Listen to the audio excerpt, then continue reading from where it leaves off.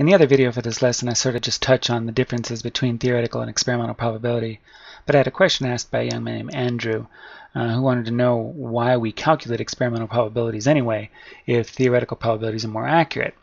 And so I realized I probably ought to sort of expound on the difference between those two a little more clearly. Theoretical probability is technically more accurate from a mathematical standpoint. It really is the calculation, not calculation. I don't even know what a calculation is. The calculation of something actually happening based on what should be. And that actually, I guess, is the really big key. It's what should be.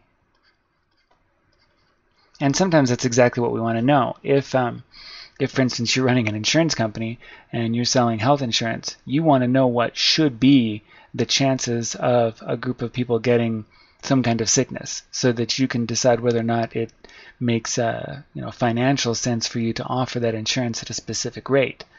Experimental probability, on the other hand, is what is, and if it's what actually is going on, that would be great to be able to tell from a if you run an insurance company. But unfortunately, you can't tell what is actually going to happen in the future for any specific person. You can figure out what's happened in the past, and then based on what's actually happened in the past, you can calculate the theoretical probability of something being in the future. So sometimes we take information from a theoretical standpoint and then we calculate it and then transfer it to an experimental standpoint to see, as a guess of what things are probably going to be in the future. And sometimes we go the other way.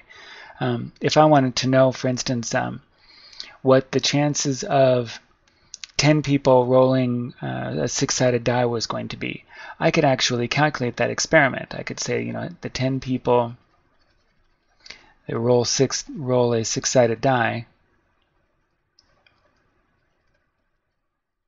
and then just add up the total numbers of twos and threes and fours to see what came up, and then I could figure out the experimental probability of each of those numbers. But that's just telling me something that's already happened in the past. It might be interesting to know, but it's not going to do me any good for the future. If I were to take those chances, though, and say that because out of all those different rolls, because 4 came up the most commonly, maybe I discovered that with that particular die, it's not just a 1 in 6 chance. Maybe I discover on that die, even though the theoretical probability of a die is 1 out of 6 for each number, maybe I discovered that there's something different about that one die. Because of that one die, 4 is heavier, or I guess be the number opposite of 4 is heavier, so that 4 comes up more commonly. In that situation, my experimental probability may not necessarily agree with the theoretical probability, but they're both important to know. If I didn't know the theoretical probability, I wouldn't know that there might be a chance that that particular die was loaded. And if I'm going to bet on a number coming up in the future, if I hadn't figured out the experimental probability, I wouldn't know that it would be better to bet on 4 than to bet on some of the other numbers. So really there's a use for each. There are times when you want to use a theoretical probability and a time when you want to use an experimental probability. And they're both valid. They're just sort of different ways of calculating something that might happen in the future.